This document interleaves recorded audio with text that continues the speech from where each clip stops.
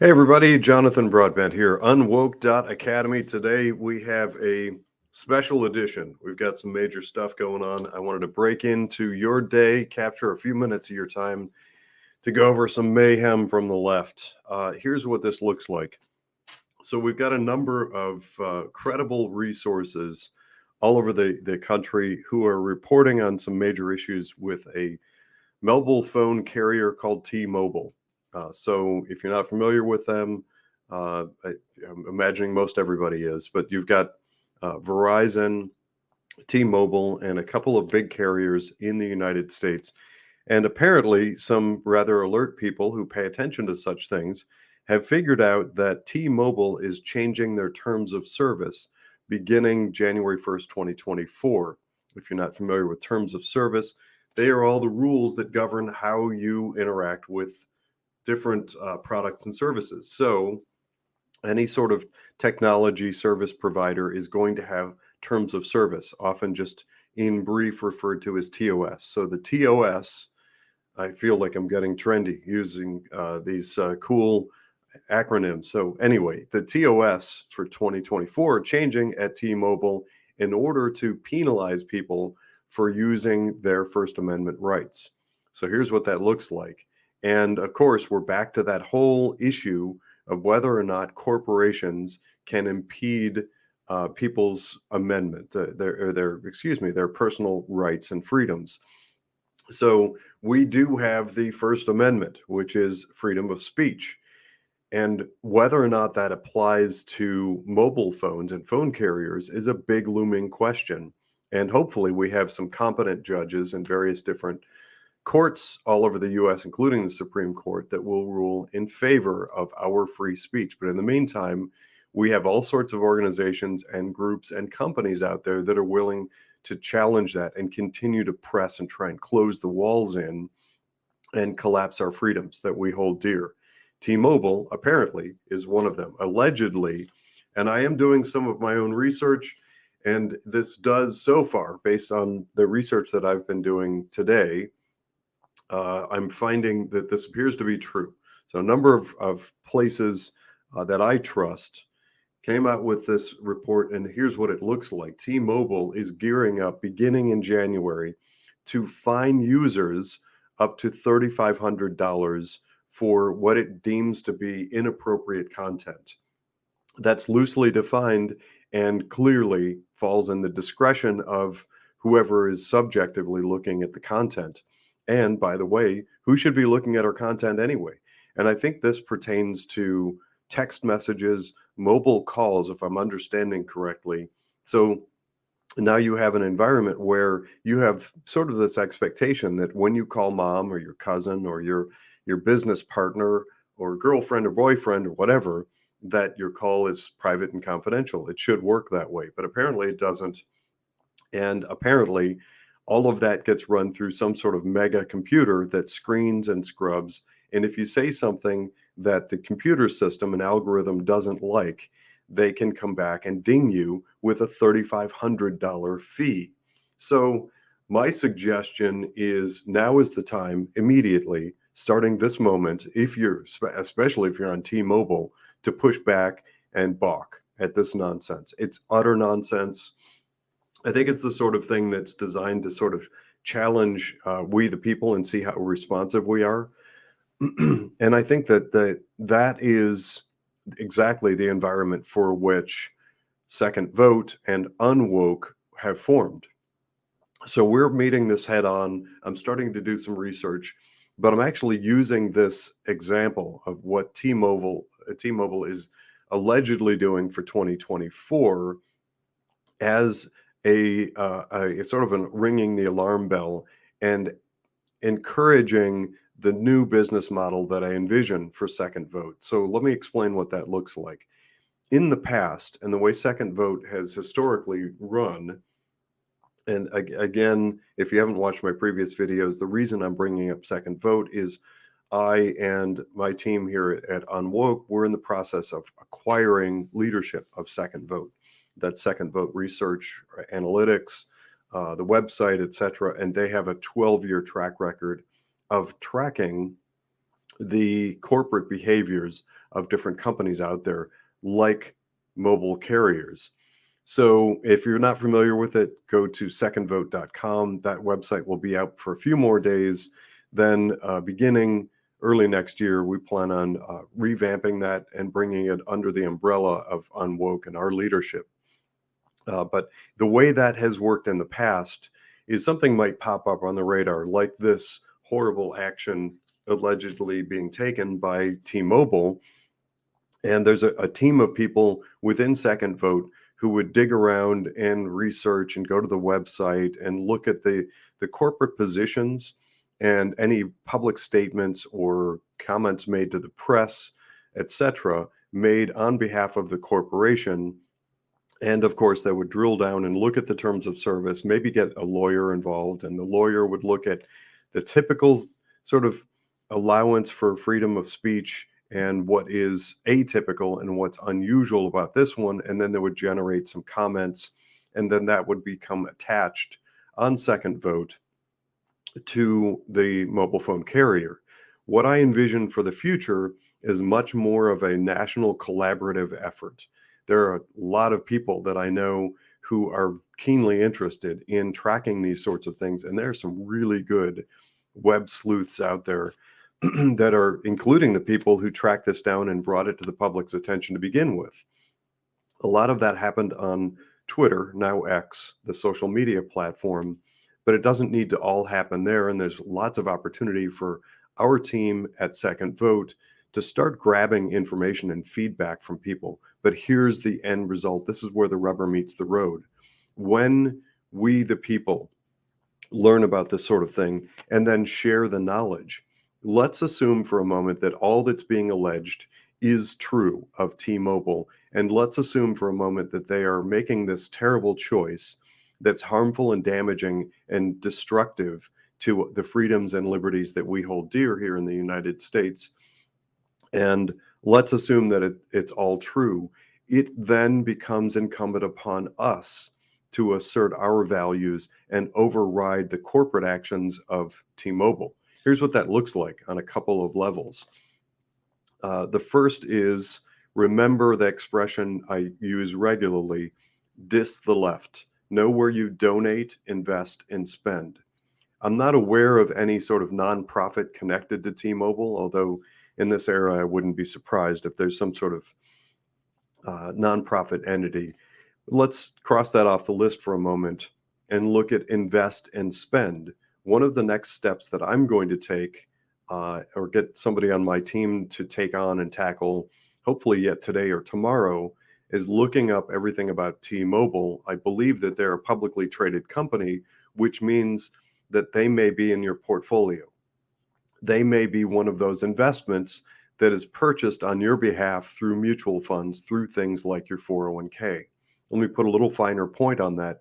If you are deferring some of your income into an IRA or 401k or something like it, and you're giving management authority to some big firm, let's just call them a portfolio or investment manager, anything like a mutual fund, the chances are pretty good in this era that that manager leans heavily left, and that manager is going to do things with your money like funnel it into stuff like T-Mobile. It's important to know that, because if there's public outcry and some pushback, and let's say that we are successful at kind of causing an impact on T-Mobile to send that message, the problem, and we've seen it many times now, we see the same behavior over and over again. The problem comes in if T-Mobile stock price doesn't really come down, or doesn't come down as much as we might expect it to. The reason that that happens is because we have these woke left managers out there that are propping up their stock price artificially with your money. That means your 401k can be used to funnel money into things like T-Mobile if during the course of discovery we find that T-Mobile is doing things that we the people don't like. So we're actually harming our purposes. A lot of people talk about things like a boycott. Actually, candidly, I don't like to refer to it as a boycott. I call it vote your values, which seems to be a lot longer lived. Boycotts often are kind of short-lived response to market environment and behaviors.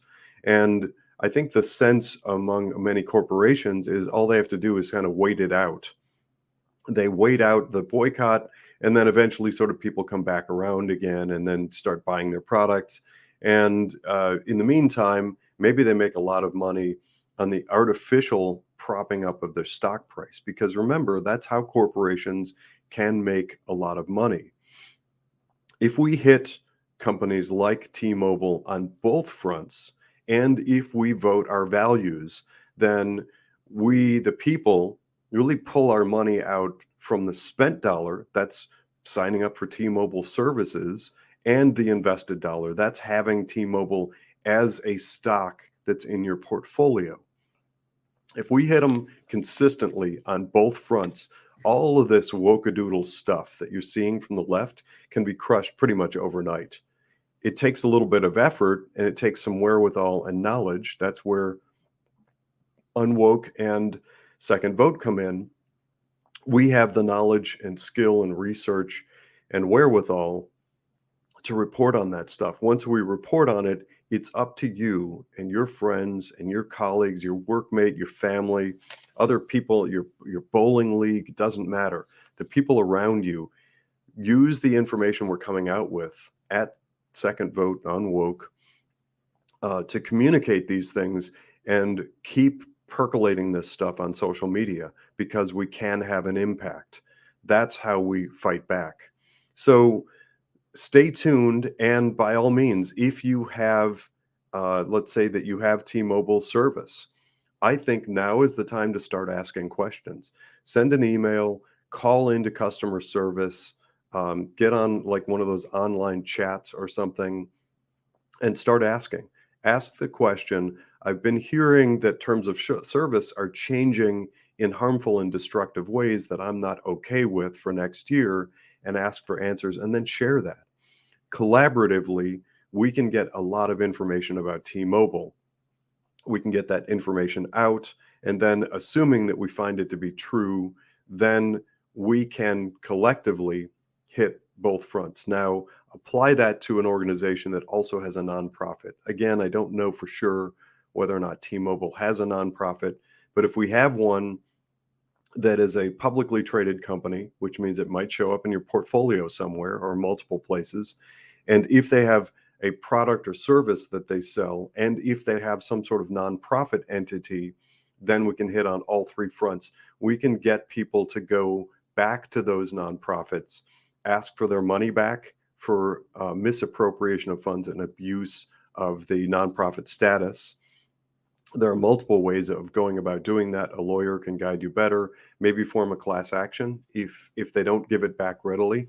You can also hit on the spent dollar, which in the case of T-Mobile is maybe politely, of course, going to T-Mobile and challenging any sort of position that crushes our First Amendment rights, our ability to speak and communicate freely. And then the last piece is that invested dollar. Make sure that it's not in your portfolio at the same time that you're trying to quote unquote boycott or vote your values with your invested dollar. You hit all three or two of those on any company, and we're going to have an impact. A lot of people talk about these big globalist billionaire types that have they move around billions of dollars, and they have all kinds of impact, and they can fly around different people to have whatever social engineering and environmental this, that, and the other thing. And that seems pretty awesome. It seems like, wow, these people with their billions of dollars. However, you need to keep in mind that those people are tiny. They're minuscule compared to the money that we, the people, have. It's harder to organize we, the people, because we have many trillions of dollars. In fact, research that I was presented that was done in connection with Second Vote some years ago indicated about a $48 to $52 trillion representation of Judeo-Christian values globally. So imagine you have something like an airline that comes next, or some sort of international firm that trades on multiple stock markets all over the world and has a nonprofit, etc. These billionaires can move around big money, but as soon as we take the reins and we take power, we assert ourselves with our money, because that's what it is. They're moving our money around in things like mutual funds. We assert ourselves and they disappear rapidly. They're like a drop in the bucket with their little bit of money compared to we the people money. It's huge. That's what we're after, that kind of impact. So we're gearing things up. We have only a few days left before this supposedly, allegedly kicks in for T-Mobile. But that's what I want to ask of you, our listeners, and we the people. Get active, get engaged, follow this stuff. And if you see something that you have interaction with, or you think you might, take a look, drill down into your portfolio, look and see if you have T-Mobile. If you do, earmark it. And if you find out that T-Mobile is doing things that you don't agree with, follow us. When you find that out, pull your money out, get it into something else. You're going to have an effect on the share price of T-Mobile, which sends a message. And of course, if you were signed up for T-Mobile, wouldn't it be delightful if you have a family, a big family, and you're all signed up and you're all spending lots of money with T-Mobile? Challenge them and threaten to leave. Because if they are violating your First Amendment rights or threatening to with their terms of service, it's up to you and everyone like you to assert your values and tell them that's not okay. So that's where T-Mobile comes in. Also, over the last few days, we have been hearing alleged reports of airlines being complicit in moving illegal aliens. And along with that, there are two additional allegations. One is that the TSA agents and the people boarding the planes and airports are violating sort of the safety protocols of screening passengers carefully, because a lot of these people, let's face it, they're showing up at our southern border with no form of ID. And so I think people are being fast-tracked according to what we're hearing, and they're being put on these airlines. If airlines are complicit, we've done reports over the last few days talking about airlines, who the major owners of those airlines are, and what sorts of decisions they're making. There again, another opportunity potentially if we find out that this is true. Oh, there is one other piece to it. There's additional allegation that some of the airlines may knowingly or unknowingly be involved in trafficking, which is horrifying. If any of this proves to be true, it makes sense for us to have our finger on that button or that phone call ready to make to pull our money out of those airlines and devalue those stocks. I'd love to do that across the board overnight. And remember, way bigger than those billionaires, we with our trillions and trillions of dollars, we have way more power than they do. The last thing are what are called NGOs, non-governmental organizations. I'm hearing a lot about nonprofit, non-governmental organizations being very involved in this parade, this train of illegal immigrants being shoveled across the border into southern United States and then being piled onto buses and planes and shipped all over the US. If that holds true, and we find that these non-governmental organizations, and especially if they have tax-exempt status, those are found on what's called Form 990. I do have some people that are looking into that, but the more hands makes lighter work. If you're out there, if you know of if you have some capability in that realm or anything that we're discussing, and you feel sleuthy, jump on the internet. Start doing some research into these things. Start sharing information. Tap into Second Vote and Unwoke and all the things that we're doing. Share information with us. Get involved in the conversation, because if we find out that these non-governmental organizations are funneling people, money, drugs, illegal immigrants, children, anything, if we find that they're involved in that, it's time for us, we the people, to call them out on it. We can't sit idly by while these terrible things happen. I don't know about you, but I saw the movie The Sound of Freedom. It definitely hit me pretty hard, hits you in the heart. The torture and torment, the bad things that are being done to children is awful, and we should want no part of it.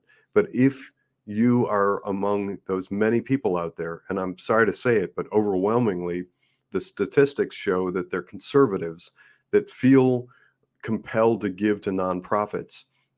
And if your donation to nonprofit is being abused, if that's an if, and we need to research it, but if your donations to nonprofits are being abused and is in any way, shape, or form being directed into funneling illegal, illicit activities at the southern border, like the fentanyl, that's a drug that's killing tens of thousands of people all across the U.S.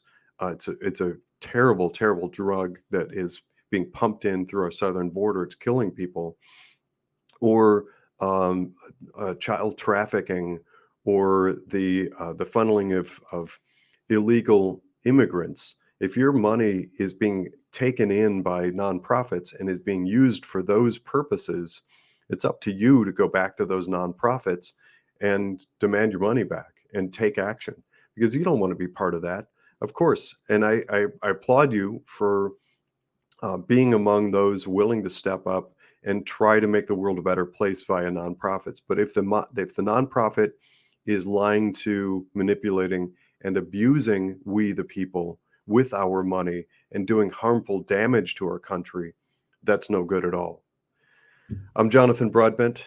Thanks for listening. This has been another breaking special episode of Unwoke.Academy.